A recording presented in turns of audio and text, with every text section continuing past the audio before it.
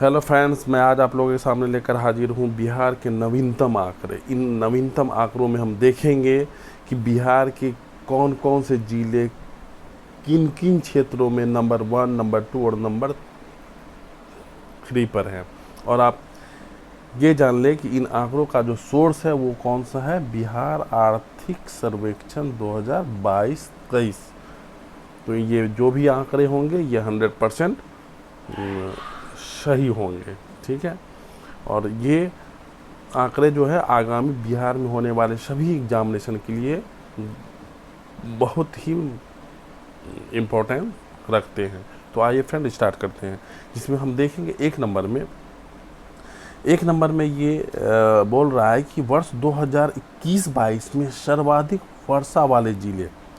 तो फ्रेंड्स इसमें जो एक नंबर में होंगे कौन, जो फर्स्ट स्थान में होंगे कौन, पश्चिमी चंपारण, सेकंड में किशनगंज और थर्ड में पूर्वी चंपारण। उसके बाद फिर कह रहा है कि 2021-22 में ही सबसे कम वर्षा वाले जिले, तो सबसे कम जो हुए हैं कहाँ पे, अरवल में मात्र 850 मिलीमीटर। उसके बाद हुए रोहतास में, फिर मुंगेर में।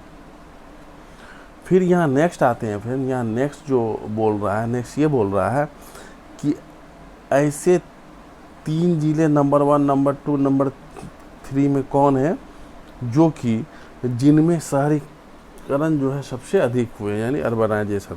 तो यहाँ हम देखेंगे पटना में जो है सबसे ज़्यादा शहरीकरण है, कितना 44.3%। उसके बाद आ जाता है मुंगेर और फिर नालंदा आ जाता है। उसके बाद फिर कह रहा है कि सबसे कम शहरीकरण वाले 3 जिले, यानी कि जहाँ सबसे कम अर्बनाइजेशन हुआ है वो 3 जिले बिहार के कौन से हैं। तो पहला जो सबसे कम अर्बनाइजेशन जहाँ हुआ है वो मधुबनी है, मात्र 3.6% क्षेत्र ही इनका क्या है, शहरीकरण है। उसके बाद मुंगेर, उसके बाद आ जाता है बांका, फिर सीतामढ़ी आ जाता है।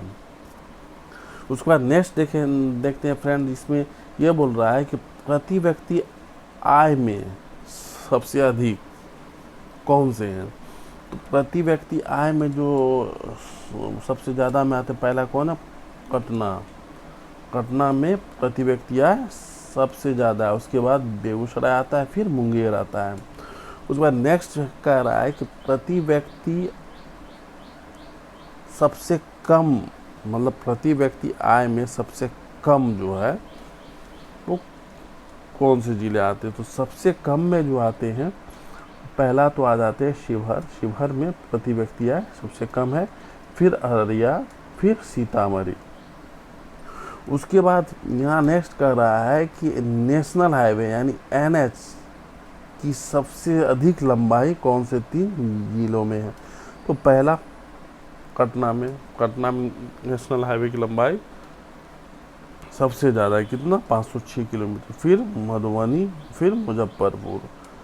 फिर कह रहा है कि नेशनल हाईवे की सबसे कम लंबाई कौन से 3 जिले में। तो पहला है शिवहर, दूसरा शेखपुरा और तीसरा लखीसराय, यानी शिवहर में नेशनल हाईवे की लंबाई सबसे कम है। फिर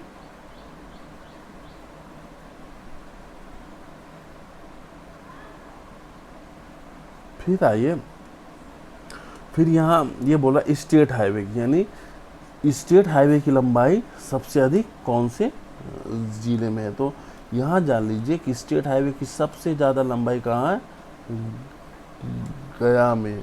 उसके बाद कहाँ है, दरभंगा में, फिर रोहतास में।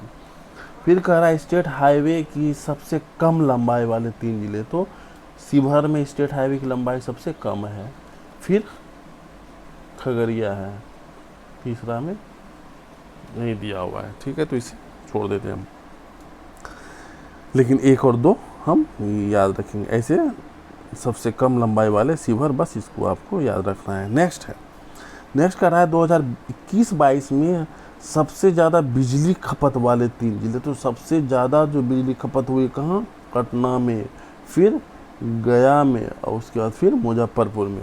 फिर कह रहा है कि सबसे कम बिजली खपत वाले 3 जिले। तो सबसे कम बिजली खपत वाले जो 3 जिले हैं, वो कौन है? शिवहर। शिवहर शिवहर आपको जो है कि याद रखना। फिर उसके बाद कौन है? अरवल। अरवल अरवल। उसके बाद शेखपुरा। शेखपुरा। फिर नेक्स्ट आते हैं 2021-22 में चावल के उत्पादन के शीर्ष 3 जिले। तो भैया 2021-22 में चावल के उत्पादन में जो नंबर 1 पे रहे हैं वो कौन रहे हैं? रोहतास रहे हैं। फिर नंबर 2 पे कौन रहे? औरंगाबाद रहे हैं। और नंबर 3 पे कैमूर रहे हैं। अब आइए, अब फिर कह रहा है कि 2021-22 में ही चावल के उत्पादकता में शीर्ष 3 जिले। ये उत्पादन में था, ये उत्पादकता में। तो उत्पादकता में भी नंबर 1 पे कौन है? रोहतास। नंबर 2 पे फिर वही है औरंगाबाद। और नंबर 3 पे है अरवल। अब आते हैं नेक्स्ट, गेहूं के उत्पादन में शीर्ष 3 जिले। तो भैया गेहूं के उत्पादन में भी नंबर 1 पे कौन है? रोहतास। और नंबर 2 पे कैमूर। और नंबर 3 पे पश्चिमी चंपारण। उसके बाद फिर कह रहा है कि गेहूं के उत्पादकता में शीर्ष 3 जिले। तो गेहूं की उत्पादकता में जो नंबर 1 हो जाएंगे इस बार कौन? पश्चिमी चंपारण। नंबर 2 खगड़िया। और 3 बेगूसराय। फिर आइए नेक्स्ट देखते हैं। नेक्स्ट यहाँ ये कह रहा है गेहूँ तो हो गया। अब भाई क्या बचा? अब बचा मक्का के उत्पादन में शीर्ष 3 जिले। तो मक्का के उत्पादन में शीर्ष जो जिला है वो कटिहार है। उसके बाद पूर्णिया है। फिर खगड़िया है। फिर नेक्स्ट कहता है मक्का उत्पादकता में शीर्ष 3 जिले। तो उत्पादकता में आपका आ जाएगा 1 नंबर पे अररिया, दूसरे पे पूर्णिया, तीसरे पे कटिहार। फिर कह रहा है कि 2021-22 में दलहन के उत्पादन में शीर्ष 3 जिले। तो दलहन में जो हो जाएगा 1 नंबर पे पटना, दूसरे नंबर पे औरंगाबाद, तीसरे नंबर पे नालंदा। अब आइए, अब हम देखते हैं, अब हम ये देखते हैं कि ये तो हो गया, गलन हो गया। अब कहता है 2021-22 में गन्ना के उत्पादन में शीर्ष 3 जिले। तो इतना जान लीजिएगा, पश्चिमी चंपारण अकेले 57% गन्ना का उत्पादन करते हैं। इसलिए 1 नंबर पे कौन हो जाएगा? पश्चिमी चंपारण। दूसरे नंबर पे पूर्वी चंपारण। और तीसरे नंबर पे गोपालगंज। फिर कह रहा है कि वर्ष 2021-22 में अमरूद का सर्वाधिक उत्पादन। अमरूद में कौन? नालंदा 1 नंबर पे, दूसरे नंबर पे मुजफ्फरपुर, तीसरे नंबर पे रोहतास। फिर आ जाते हैं 2021-22 में आम का सर्वाधिक उत्पादन कौन किया? तो आम जो है सबसे ज़्यादा कहाँ उत्पादन हुआ? ये दरभंगा में, फिर पूर्वी चंपारण में, फिर मुजफ्फरपुर में। फिर आइए फ्रेंड्स, फिर हम देखते हैं कि आम के बाद क्या है? केला। केला 2021-22 में केला का सबसे ज़्यादा उत्पादन कहाँ हुआ? मधुबनी में हुआ, फिर वैशाली में हुआ, उसके बाद फिर मुजफ्फरपुर में हुआ। फिर आइए फिर देखते हैं लीची। लीची जो सबसे ज़्यादा उत्पादन हुआ कहाँ पे? ये सब जानते हैं, मुजफ्फरपुर में। मुजफ्फरपुर में सबसे ज़्यादा लीची होती है। उसके बाद पूर्वी चंपारण, फिर वैशाली में। फिर आइए नेक्स्ट है, नेक्स्ट उसके बाद कह रहा है कि आलू सबसे ज़्यादा 2021-22 में जो आलू का उत्पादन हुआ सबसे ज़्यादा कहाँ? पटना में सबसे ज़्यादा आलू। फिर नालंदा में हुआ, फिर समस्तीपुर में हुआ। फिर आइए फ्रेंड्स, फिर आलू के बाद प्याज। प्याज का उत्पादन, प्याज का सबसे ज़्यादा उत्पादन कहाँ हुआ? नालंदा में, फिर पश्चिमी चंपारण में, फिर पटना में। अब आइए फ्रेंड्स, फिर अब आलू हो गया, प्याज हो गया, तो उसके बाद बैंगन। बैंगन का सबसे ज़्यादा उत्पादन कहाँ? नालंदा, फिर पटना, फिर बेगूसराय में। उसके बाद लास्ट जो है वो है फिश, मछली उत्पादन में। तो मछली उत्पादन में नंबर 1 कौन? मधुबनी, फिर दरभंगा, फिर पूर्वी चंपारण। तो फ्रेंड्स ये थे बिहार के नवीनतम आंकड़े जो कि आप लोगों के सामने हम लेकर आ गए। फिर ऐसे ही महत्वपूर्ण फैक्ट हम आगे भी लेकर आएंगे।